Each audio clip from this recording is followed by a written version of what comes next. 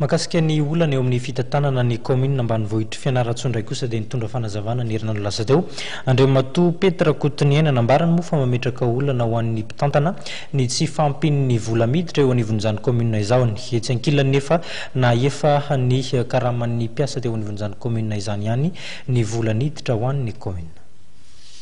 Hery taon'androany no nisian'ny grève 8 avril 2013 karama enim-bolagna tsy voaloha tao anatin'ny efa taona no ny androany.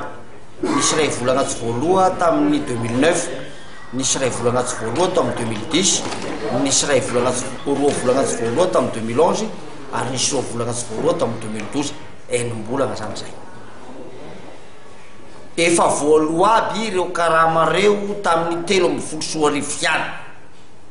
Raha ny lalàna mikasika ny grève syndikaly dia tokony verina ny asa ireo mpiasa ireo. Ary efa misy ny mpiasa niverina ny asa ary misy ny mbola tsy niasa.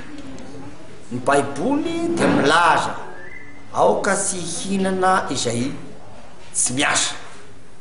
Ary ny lalàna mikasika ny commune dia mazava tsara fa miahitegna izy. Rehefa miasa ny mpiasa dia misy vola miditra ny commune, sy budget général ny commune fa budget autonome.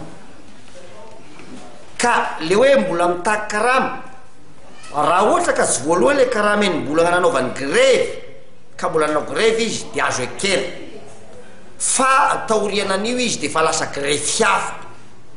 Mazava ho azy zany fa mifandray amin'ny resaka politika ny ambadika zany.